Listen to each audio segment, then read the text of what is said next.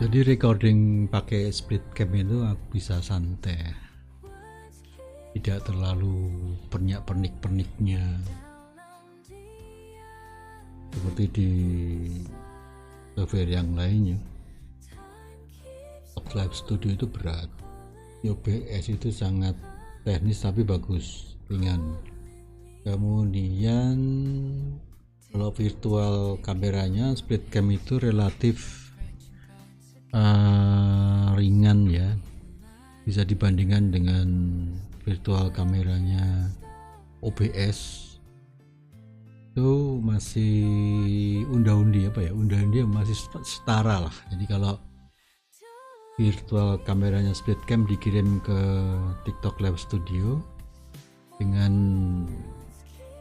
virtual kameranya OBS dikirim ke TikTok Live Studio, itu relatif bedanya itu enggak terlalu berpengaruh ya, dengan catatan pada saat ngeplay ya, pada play TikTok Live Studio-nya itu diminimize. Jadi ada fitur yang mematikan tampilan dan suaranya itu dikecilin, maka TikTok Live Studio jadi kecil filenya. Jadi dia makan CPU-nya itu jadi relatif kecil ya. Itu caranya supaya kalau kita pakai virtual kamera itu bisa lebih enteng gitu. Dan jangan kebanyakan efek di TikTok Live Studio. Kalau kebanyakan efek, sekecil apapun efeknya, efek visual ya terutama ya, itu akan mengaruhi kinerja dari software tersebut. Jadi membebani CPU-nya cukup berat ya. Jadi kemarin saya coba utak-utaknya saya kutrak gitu, gitu. Jadi pakai virtual kameranya, pilihannya itu pakai OBS atau pakai split cam. Kalau pemakaiannya itu lebih mudah split cam karena dia sudah ada noise cancel, sudah ada VST, kemudian dia juga bisa berbeda-beda, scene-nya itu bisa beda-beda suaranya karena setiap scene itu bisa diatur sendiri, suara maupun background musiknya.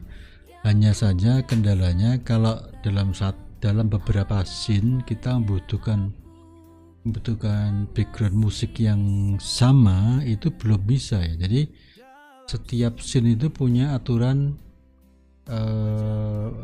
background musik sendiri-sendiri. Ini yang merepotkan karena pada saat background itu menjadi background baku itu di setel di scene 1, maka dia waktu bergerak di misalnya durasi 1 menit, itu waktu dipindah ke scene yang kedua, ketiga, keempat, kelima itu beda, musiknya beda. Nah, saya harap source-nya musik ini untuk background ada pilihan untuk menjadi source utama, sehingga scene 1, 2, 3 nya tetap memakai source yang sebelumnya sudah kita pakai seperti di OBS. Kalau OBS kan bisa di source-nya itu dikunci dan kemudian dijadikan reference ke scene yang lainnya, maka musik itu kelihatan terus gitu, jadi tidak berbeda-beda. Itu saja kekurangannya kalau background menjadi hal yang krusial pada saat kita bikin recording maupun streaming. Ini kena angin matanya, kalau kena angin kerip-kerip gitu sama silo nih.